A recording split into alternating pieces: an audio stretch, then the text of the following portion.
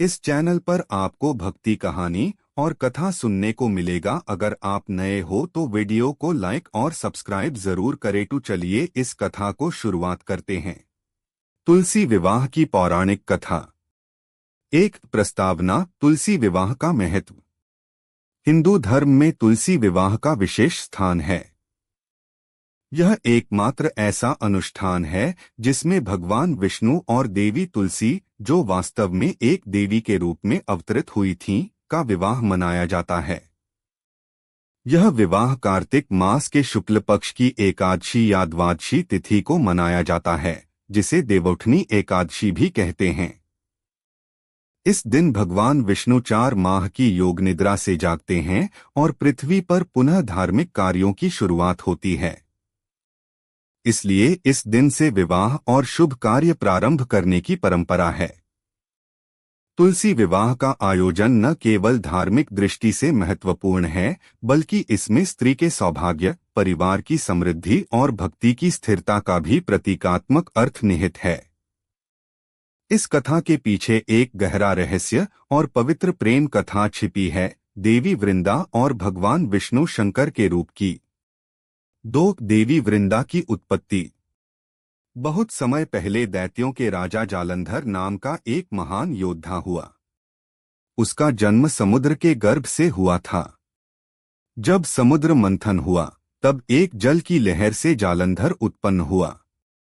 वह बड़ा वीर और धर्मनिष्ठ था, लेकिन जैसे जैसे शक्ति बढ़ी, उसमें अहंकार भी आने लगा। जालंधर की पत्नी का नाम वृंदा था। वृंदा अत्यंत पतिव्रता, तपस्विनी और भगवान विष्णु की महान भक्त थी। उसका पतिव्रत ऐसा था कि उसकी निष्ठा और तप के बल से जालंधर को कोई देवता पराजित नहीं कर सकता था।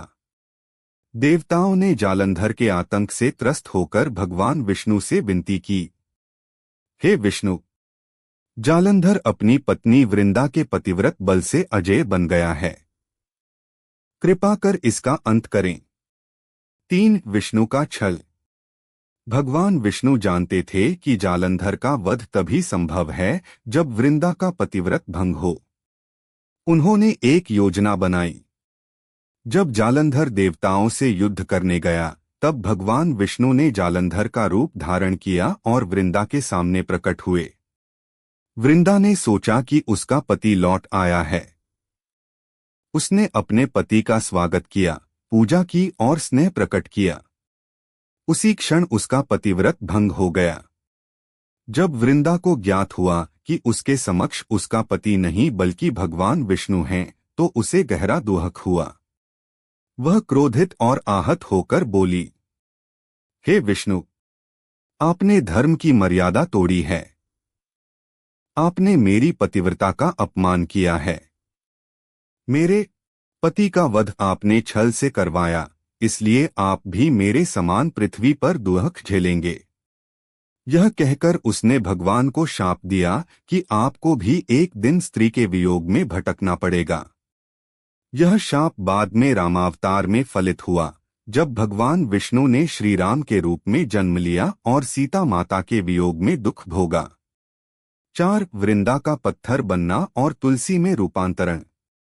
वृंदा अत्यंत दुखी थी। उसने अपने पति जालंधर का वध सुनते ही अग्नि में प्रवेश कर आत्मदाह कर लिया।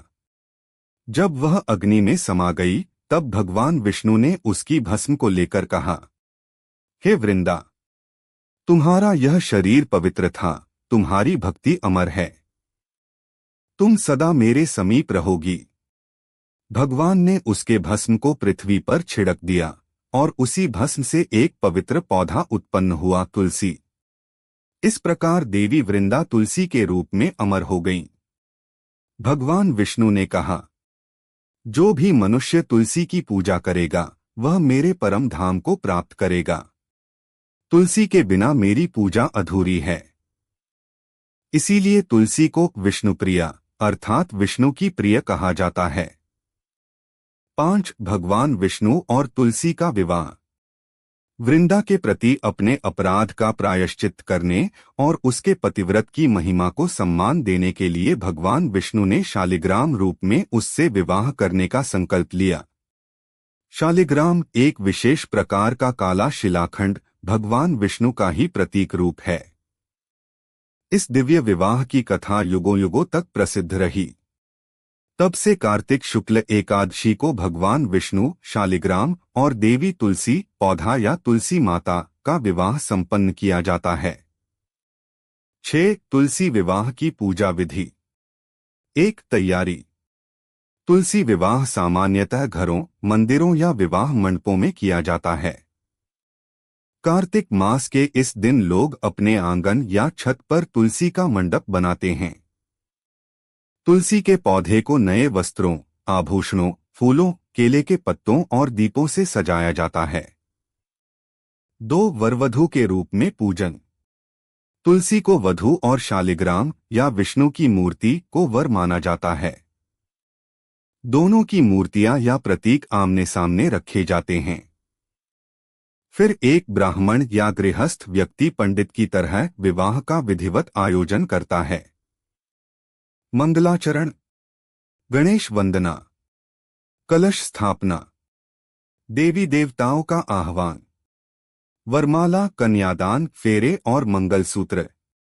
विवाह में सभी वैवाहिक मंत्र बोले जाते हैं। विवाह के बाद तुलसी माता को चूड़ियां, साड़ी, सिंदूर आदि अर्पित किया जाता है। भगवान शालिग्राम को पीतांबर और तुलसी की माला पहनाई जाती है। 3. प्रसाद और कथा श्रवण।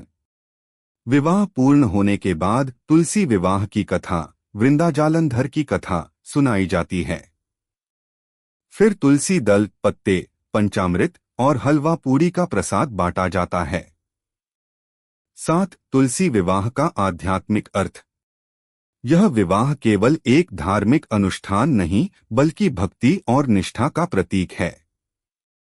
वृंदा का चरित्र यह सिखाता है कि सच्चा प्रेम और समर्पण व्यक्ति को देवत्व की ओर ले जाता है। तुलसी विवाह का आयोजन यह संदेश देता है कि जहां श्रद्धा है वहां भगवान स्वयं प्रकट होते हैं। तुलसी और विष्णु का यह मिलन शुद्धता, पवित्रता और संरक्षण भक्ति का संगम है। 8. तुलसी के पौधे का धार्मिक और वैज्ञानिक महत्व। तुलसी केवल धार्मिक ही नहीं बल्कि औषधीय दृष्टि से भी अत्यंत महत्वपूर्ण पौधा है। आयुर्वेद में इसे मां की औषधि कहा गया है। इसके गुण निम्नलिखित हैं। तुलसी वायु को शुद्ध करती है। तुलसी का सेवन रोग प्रतिरोधक शक्ति बढ़ाता है। तुलसी के पत्ते सर्दी, जुकाम, खांसी और बुखार में औषधि के समान कार्य करते हैं। तुलसी के पौधे के समीप वातावरण में सकारात्मक ऊर्जा रहती है। इसी कारण हिंदू परिवारों में तुलसी का पौधा आंगन में लगाया जाता है। 9. तुलसी विवाह से जुड़े लोक परंपराएं। भारत के विभिन्न राज्यों में तुलसी विवाह अलग अलग ढंग से मनाया जाता है। 1. उत्तर भारत। उत्तर प्रदेश, बिहार और मध्य प्रदेश में महिलाएं तुलसी माता की बारात निकालती हैं। लोग गाते हैं, श्री शालिग्राम जी बैरागी बने, तुलसी माता ब्याही जाए। घर में मंडप सजाया जाता है और विवाह का पूरा नाट्य रूपांतरण किया जाता है। 2. महाराष्ट्र और गुजरात।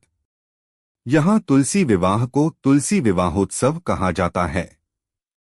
लोग अपने घरों में दीपमालाएं सजाते हैं और तुलसी चौरा, मंच को सुंदर बनाते हैं। महिलाएं मंगलगान गाती हैं और तुलसी के फेरे कराती हैं। 3. दक्षिण भारत।